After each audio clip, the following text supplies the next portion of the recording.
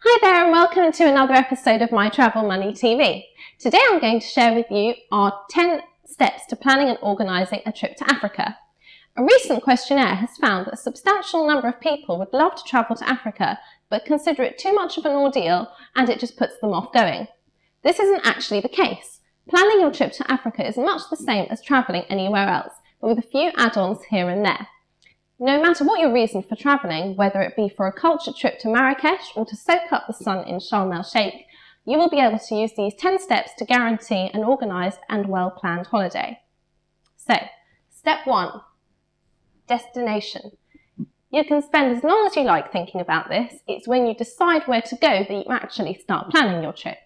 It's good to mention now that this is the part people usually get stuck on, which is fair enough considering there are over 50 countries to choose from.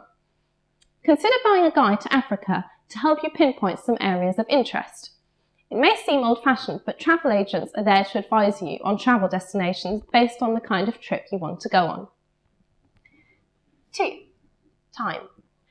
Once you have thought about where you'd like to go, it's time to decide when. Now, this is probably easier than planning, say, a trip to France, as there are certain areas and times of year you should avoid travelling to certain areas in Africa. For example, if you want to travel to the desert, Namibia is best in June and July, whereas the Sahara is unbearable at this time. It is a safe bet to go around September-October time, where it's still fairly warm, and you will avoid rain season, which comes around March to April time, which can make safaris and sunbathing quite miserable. Number 3, booking your tour. Booking a tour operator is not essential but highly advisable, as you need to remember Africa is very different to what you are used to, so sometimes it's best to leave it to the tour guides.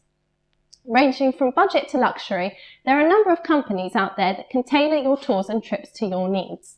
We recommend definitely booking a tour guide if you are planning on undertaking a safari, travelling to more than one country, have specific visits in mind, or are concerned about health and safety, not to mention a number of other advantages.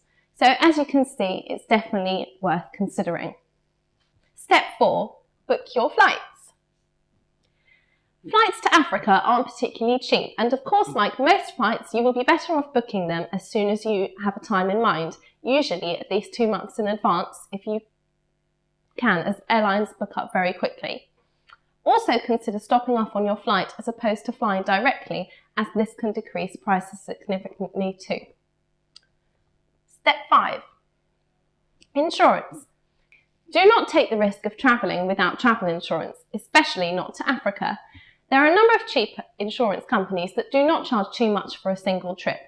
You can expect to pay around 5 to 7% of the value of your entire trip, and this will usually cover any cancellations and medical problems. Unfortunately, you never know what can happen in life, so it's better to be safe than sorry. Again, a number of tour operators book some cover into their trips, so it really is a good idea to book through them. Step 6, vaccinations. Again, please don't leave this until the last minute. There are some nasty diseases you can contract in Africa, malaria and yellow fever being amongst the most common. Some countries might not allow you in if you don't have proof that you are clear of a particular disease. A trip to your doctor can usually take care of all the necessary vaccines you need and usually some pills to take to counteract catching malaria. Because some vaccines need to be administered over a course, you need to make sure you take care of this at least 3 months before your travel date. Step 7, your passport and visa. Firstly, make sure that your passport is at least 6 months in date to avoid any complications when you travel. Secondly, you will most likely need a tourist visa if you are travelling to, for example, Egypt or Kenya. The best way to find out is by calling the embassy, as visa requirements can change quite frequently.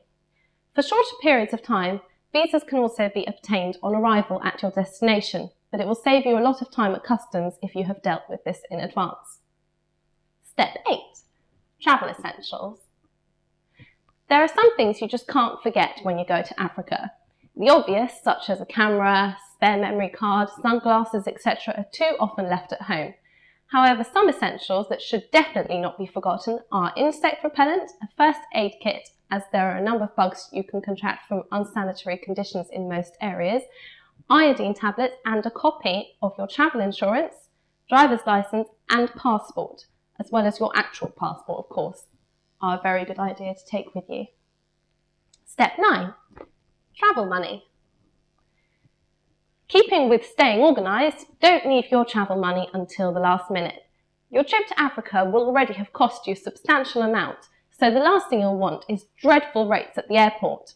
There are some great currency comparison websites which will find you the cheapest deals and even deliver the money straight to your door the following day, so you won't even need to leave the house. Step 10. Read books and guides. So you're pretty much there now, probably with only a few weeks to go before your trip. You might want to invest in some travel guides and books to learn some local phrases, culture, and also make notes of things you want to see and do once you are there.